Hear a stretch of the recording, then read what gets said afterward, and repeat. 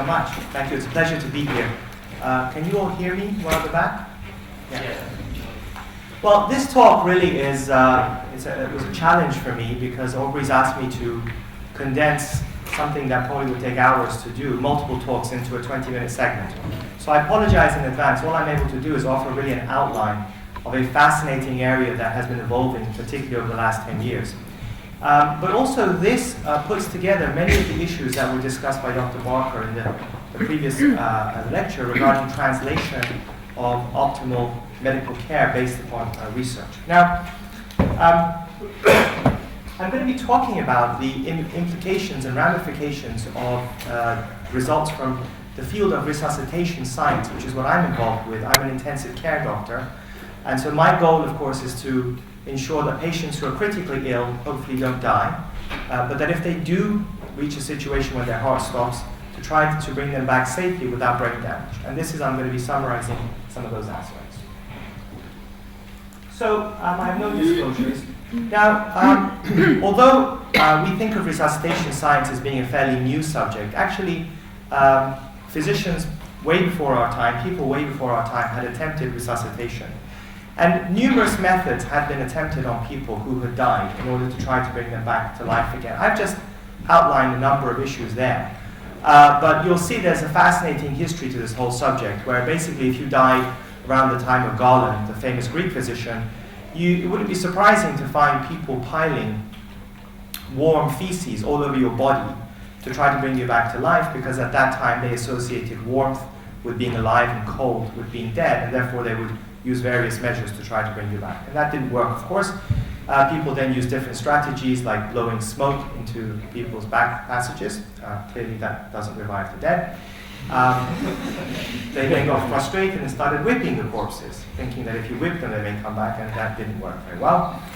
And various other measures. So essentially, if you look back in history, not just the past few centuries, but even millennia, you see that after a person had died, in other words, when their heart stopped beating, and as a consequence there was no blood flowing into the organs, and they were motionless and lifeless, they would be declared dead.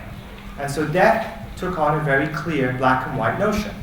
You were either alive and moving around, or you reached a point where you had no motion, heart wasn't beating, and therefore you were dead.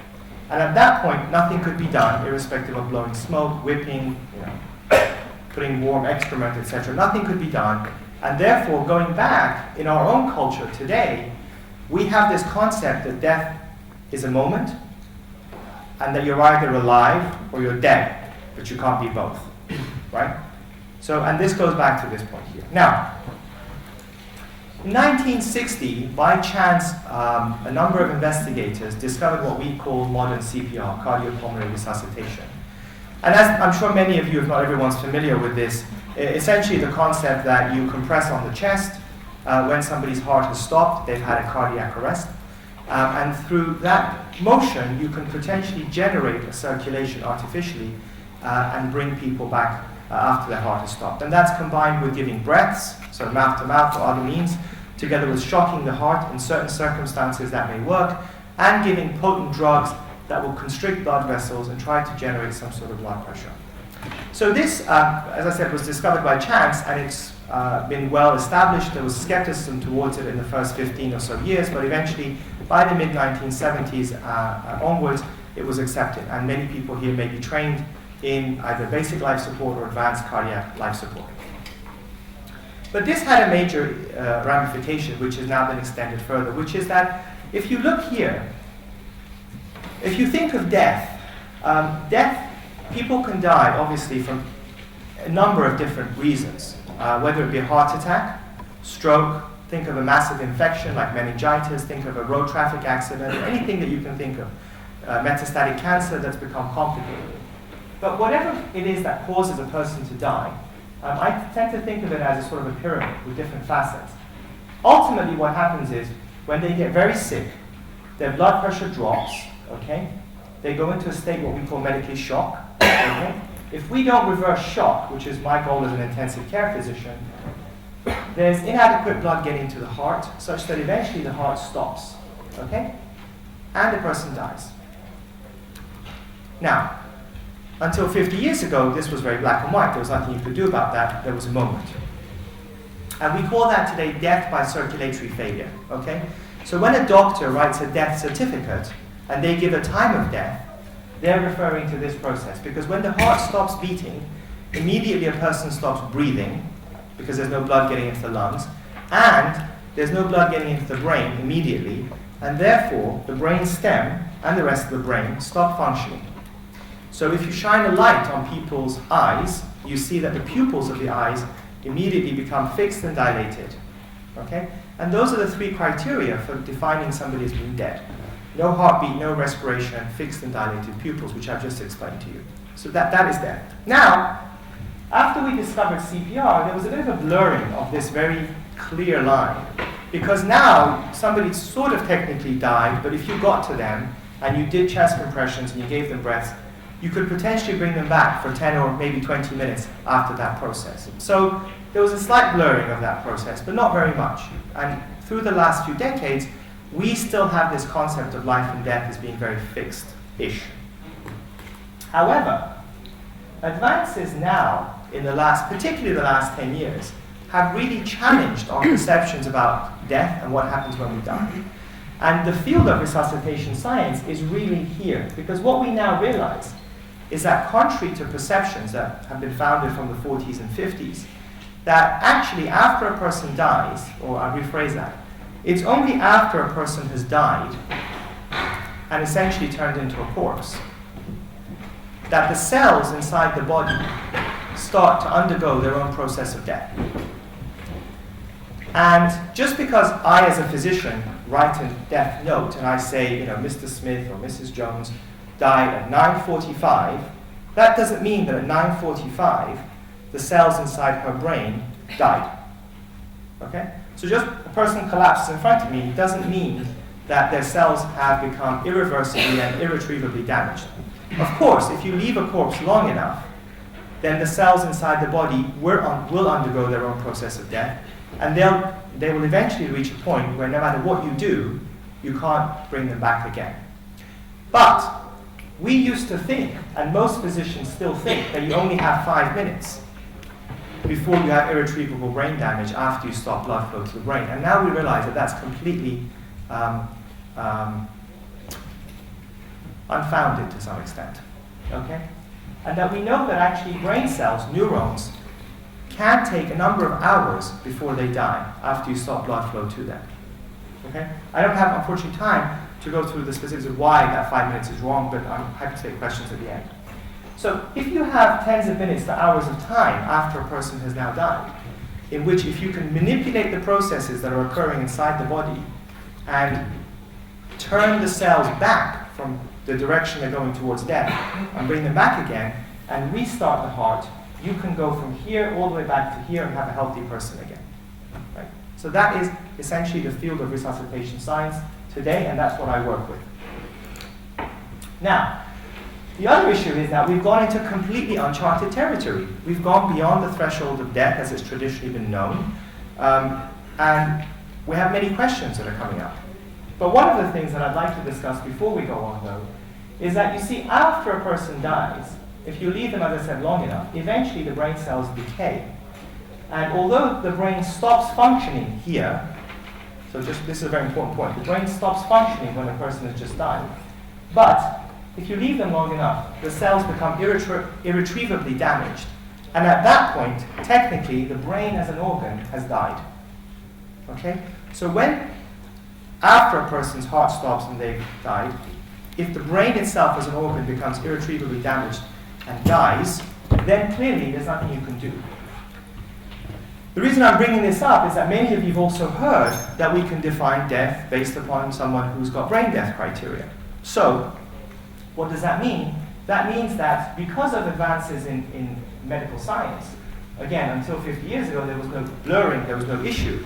But nowadays you can have someone who's about to die here, let's say they've had a major traumatic brain injury, they're bleeding inside the brain, and normally that would have caused their heart to stop and they would have stopped breathing.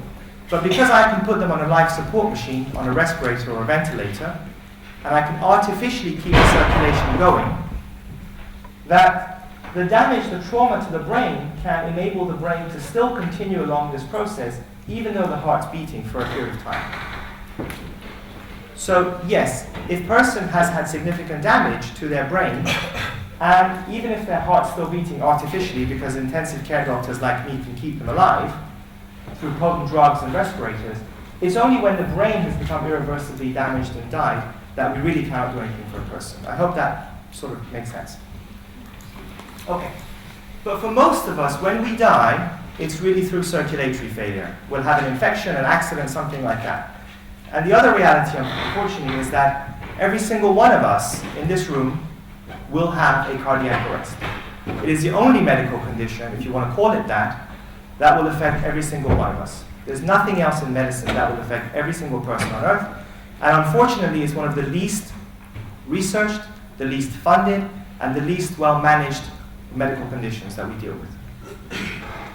So here's just some data to show you that since we have developed these systems, we now see that there's enormous variations in patients' outcomes who suffer with a cardiac arrest.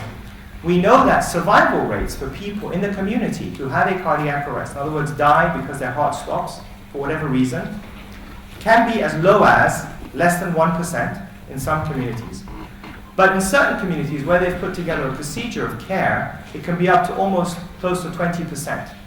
And that variation tells you clearly that it's not patient factors, it's simply human factors. It's the implementation, translation of care that leads to these outcomes. If somebody's heart stops, in other words, they die in a hospital setting, clearly because they're usually witnessed and there's medical care more readily available, survival tends to be better. But believe it or not, survival has not improved significantly over the last 50 years. And the reason for that is the general survival rates for the UK are around 16 to 20%.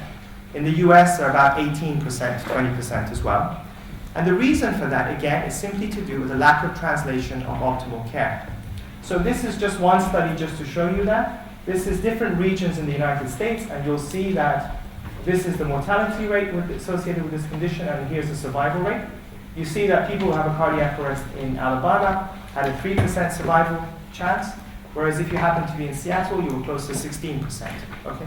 Just zip code-wise, postcode lottery, in terms of what would happen to you. And this is endemic across all regions, all hospitals, but this is just to illustrate that point. The other thing that we're always afraid of is that people who have a cardiac arrest, because they're getting no blood flow, may end up with some sort of brain damage. Now, just to illustrate what happens to a person, if I were to die right now here in front of you and collapse down, what happens to me? Well, there's no blood flowing into my brain, and what then happens is that with time, within 4 minutes, the energy molecules, ATP molecules inside the neurons, and any oxygen that's inside the neurons is used up. And after that time, you start to get disruption to the processes, whereby the cells start to swell up, you get an influx of calcium, it activates a receptor system, it leads to what's called excitotoxic cell death, and eventually the cells start to go through a process of death. But what's important to realize is that although we were all told that essentially at that time, that's it, the cells all necrose, that we now understand that the processes by which the cells die are actually a combination of necrosis, autophagocytosis, and also apoptosis. And actually the predominant pathway through which they die is apoptosis. And as we all know, apoptosis is a process of cell death that takes time. It goes through enzymatic processes, and like any enzymatic process, if you manipulate those enzymatic chemical reactions, you can change the outcome and move it the other direction. And furthermore, what we also know is that these three systems overlap. So even if you're going towards necrosis, it doesn't mean that you can't go now through apoptosis and then come back and to regenerate the cells itself. And this is the key to helping to prevent brain damage, but also to bring back people's, in terms of saving lives and saving brains.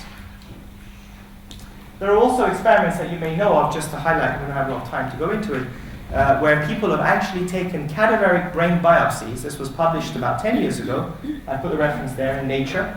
10 years ago, biopsies from cadavers in a mortuary from the brain up to 7 to 21 hours after people had died, and they've cultured these core biopsies and they've been able to generate stem cells from those. So that again illustrates to you that the concept that the brain will be completely damaged within 5 minutes is outdated at best. Now this is a key point as to what we have to do to resuscitate people and what happens when people get brain damage. Now, I'm not going to go into a lot of detail. This is simply a diagram that shows cerebral blood flow to a person and what happens after cardiac arrest and when you restart the heart. So clearly when someone's heart stops, there is no blood flow to the brain, 0.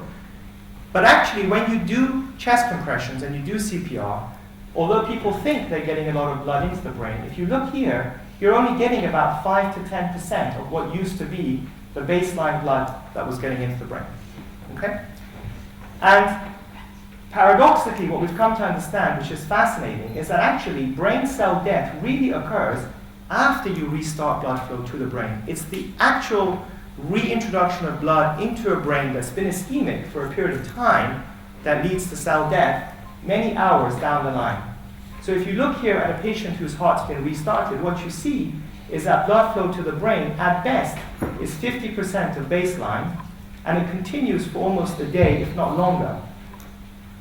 So if you leave a patient in my intensive care unit with only 50% of the blood flow that they needed to the brain to keep the cells alive, clearly after a number of hours, the brain cells will eventually die. Most people are not aware of this, and they only think of death as a cell death occurring here, but it's actually here, and this is where the war is being fought. The other thing that occurs here is that when you introduce oxygen back into brain cells that have been ischemic, the oxygen itself turns into oxygen-free radicals, numerous molecules including hydrogen peroxide, and essentially that itself causes cell death. Okay? So this is where we try to fight this process. Now, therefore, it's the combination of this care here and care here that leads to improved patient outcomes and reduction in brain damage.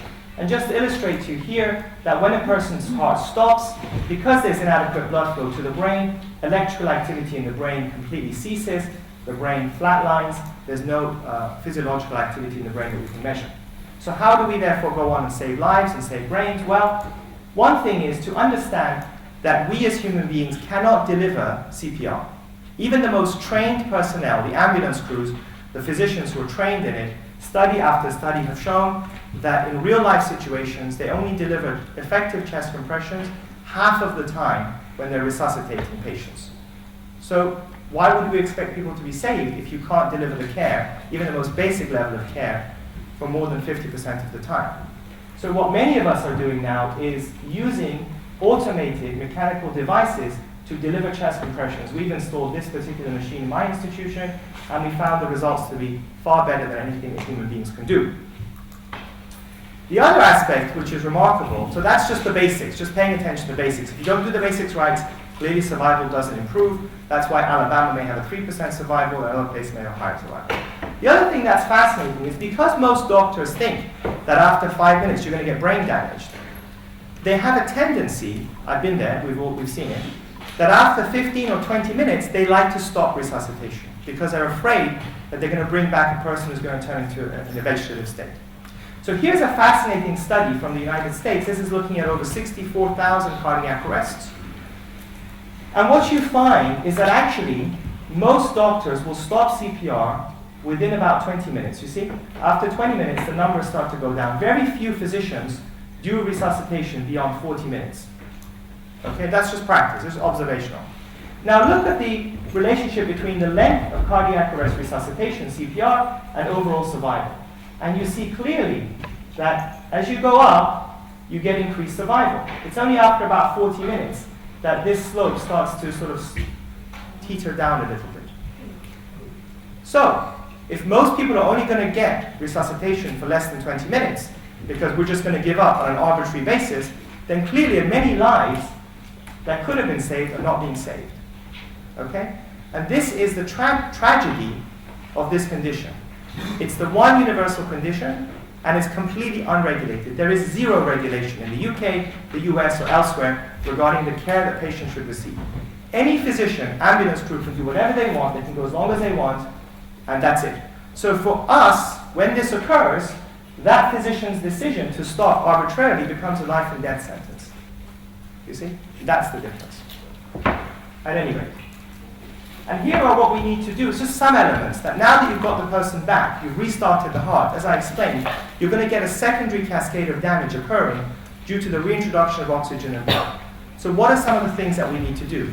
We need to put together a comprehensive post-resuscitation bundle of care that have been shown, if you look at each individual element, to improve patient outcomes.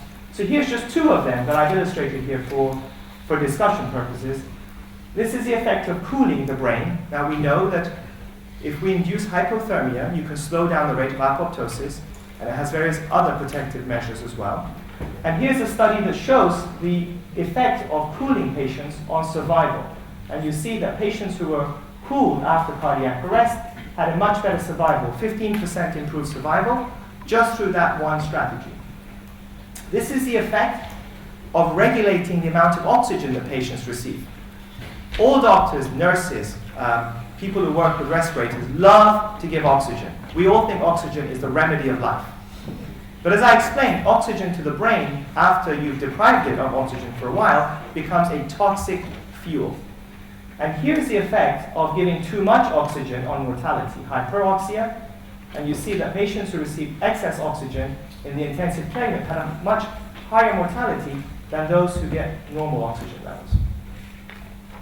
And there are many other factors that I'm not going to touch on, but this is just to illustrate. Now, this is another area that is fascinating. Some of you may have heard of extra-corporeal membrane oxygenation. So all of our strategies are designed towards minimizing cell death after a person's heart is stopped, okay?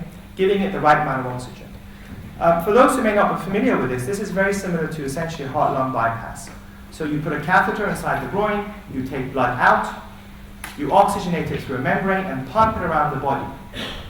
And what's fascinating is that ECMO, or as they call it ECPR, is pretty much standard of care in Southeast Asia, Japan, South Korea, and other places. Use this routinely in the emergency rooms. But in the US or the UK, don't have it. Don't use it. It exists, but people don't use it for this purpose by and large. Okay? Now, logically, it makes perfect sense. A person doesn't have a heartbeat. You need time to go and fix the heart attack or whatever it was that caused them to die, but you don't want to allow the cells to die. So you connect them to a membrane oxygenator, pump oxygenated blood around the body before the cells are dying, and it should improve outcomes. And here's a study from Japan where it shows clearly that in the right patient population, people who are salvageable, that actually eCPR has a much higher survival rate. Here you see about 35% compared to patients who did not receive eCPR, just conventional CPR in the teens, like we have. 5 minutes. So these are some of the strategies that we have. And this is just to show you that if you put together a bundle of care, and this is a study carried out in Norway, you can improve survival. Simply by paying attention to some of those elements, these people managed to double their overall survival, as you see. 56% versus almost 30%. So it works. Now, just got a couple of minutes. So why does this all matter? It matters because we can truly save lives and save brains. And I'm ashamed to say that the media have picked up on this way before we did as professionals. And here's a front cover of Music from 2007. And the reality is that we do bring people back after they die. And the question that then comes up is, well, what happens to these people? Here's a patient that I resuscitated myself. And he had a very profound experience. So what happens to human mind and consciousness after a person has gone beyond that traditional threshold of death, in that vague gray area? And what we know is that people describe incredible stories. They describe a sensation of feeling peaceful, seeing a bright light, often encountering deceased relatives as if they're being welcomed, sometimes describing seeing a being that's full of love and compassion who takes them towards this experience, coming back and are usually transformed in a very positive way by this experience. But when they try to explain it to others, people don't understand. So as you've probably heard and seen, we've had a lot of debate and controversy about why these experiences occur. I don't have time to go into it except to say that many of the theories that were put forward in the 70s and 80s, such as a lack of oxygen, effect of carbon dioxide, etc., have now been shown to be somewhat outdated, with our understanding of what happens to neurons after a person's heart is stopped. So this is somewhere that's open for investigation. Now I'm going to finish right now. I won't go through any of these other slides, just to show that these are experiences that go on for many years, but I'll finish with one final slide. just to show you that actually this subject has also taken on, just to end on a lighter note,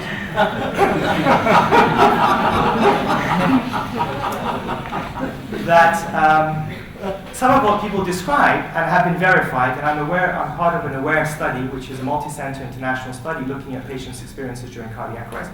Some people do come back and they describe in detail verifiable events from a period of time in which they were going through death, and from what we understand, brain function had ceased. Yet they come back and paradoxically tell us what we did. So that's an area that we're investigating further, but as you've seen here, it's also led to a lot of interesting cartoons, debates, discussions in the media, and I found this one to be quite fascinating. So if you're having an out-of-body experience, and you see people below you working frenetically, you know you've died. Think of something different. All right, thank you so much. For a wonderful talk.